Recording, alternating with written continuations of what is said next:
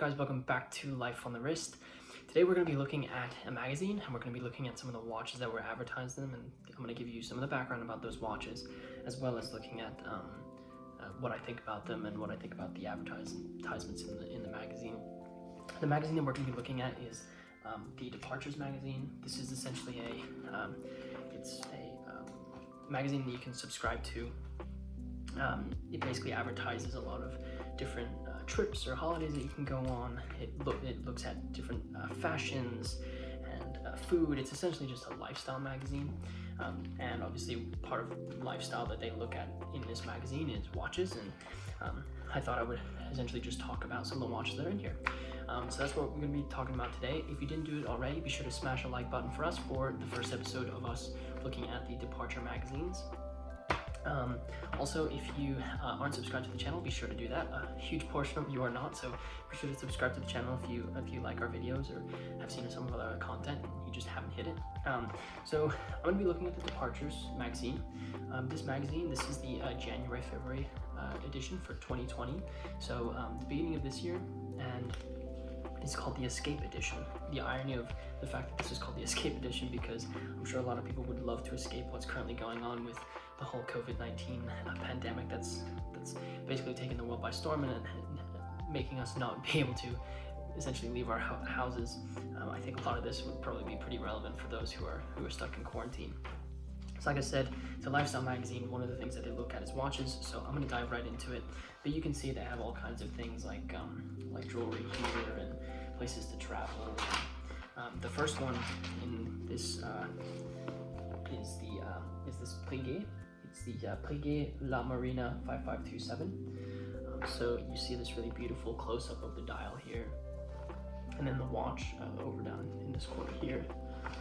So I'll just make sure that you guys can see it. So this is, like I said, it's a Breguet La Marina 5527. It's a marine chronograph. It also has a date function over at 5 o'clock. It's really cool. It's 42 millimeters, or a little bit larger in size. Comes on this really nice blue rubber strap. It's obviously taking that inspiration from a lot of the watches that are pretty popular right now. It has really beautiful brushed finish to it, which I really like. And it actually has a silicone balance wheel inside of it, so you're looking at some pretty innovative stuff. Silicone is only more recently being used.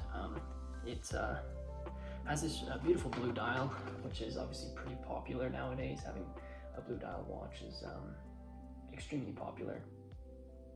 I think it's a really beautiful watch. To have it, it has a two-page spread here, and they basically list some of their boutiques down at the bottom. So that's the first one that we found in this. The next one is a Panerai. It's the Panerai Luna Rossa AC75. So this is the watch here. So this is a really large watch. This is a real Panerai. So it's 47 millimeters in diameter. It's made for the Luna Rossa team, which is participating in the Challenger Cup, but also the Americans Cup, which is what this advertisement is really for.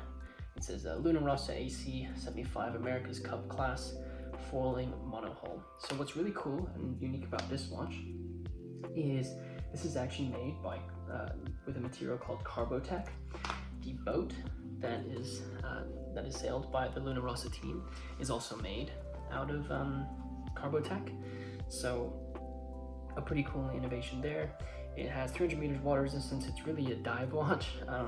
Has a date at 3 o'clock. It's, like I said, Panerai is the official sponsor of the Luna Rossa team. Yeah, it's really cool. It's got a titanium case with PVD finish on it. It's also got this really interesting textured dial. I don't know if you guys are going to be able to see this, but really interesting texture to the dial there. Comes on a rubber strap, it looks like. Panerai is obviously has been involved with yacht racing for quite a long time, and it makes sense that they would sponsor this type of event. So that's that. The next watch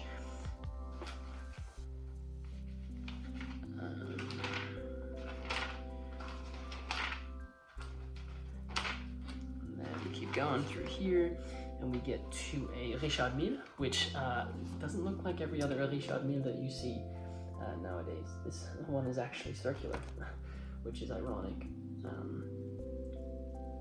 You know, most RIchard Mille has that like tornado shape to it, but this one is actually circular. This is the M60A1 Regatta Limited Edition. So this is obviously a limited edition watch. It's actually a flyback chronograph for regatta races. It's a circular case, so it's a little bit different than a lot of other RIchard Milles, which I said, and it actually has cardinal points on the bezel of the watch, which is pretty unique. You can turn it. Obviously, it's a rotating bezel that you can turn to keep track of where north, south, east, and west is. It's a flyback chronograph, like I said. Actually has an annual calendar in it, so I don't think it's what every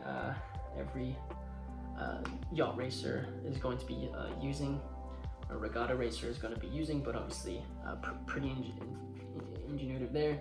The base plate and the bridges are actually made out of titanium. It's got a black PVD finish to it.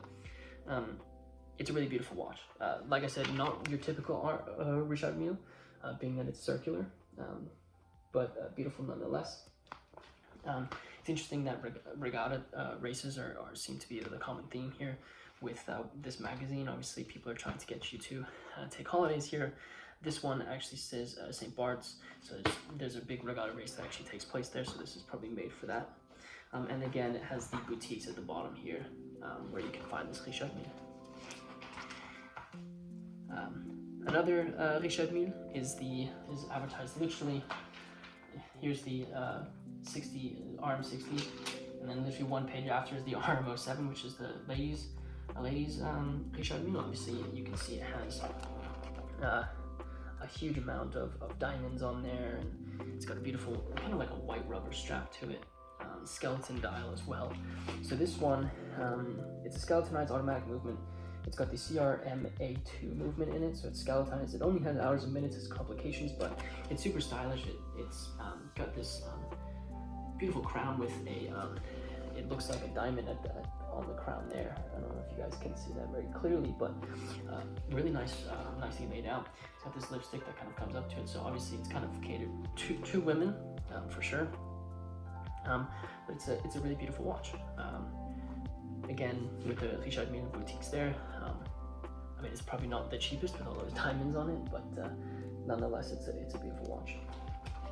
And then the last kind of mention of a watch, and this one wasn't so much an advertisement, more of an article, but I think it builds off of the advertisement that they have placed in this edition of Departures, is on page 56. This is a deep dive, so it's Panerai takes a few of its biggest fans on an ocean adventure of a lifetime. So essentially, this is the story about where this individual ends up wearing this Panerai. It's a little bit more subtle, but nonetheless, it kind of builds off of the advertisement that they have made in this album. Let me see if I can get a close up of this. Whoops.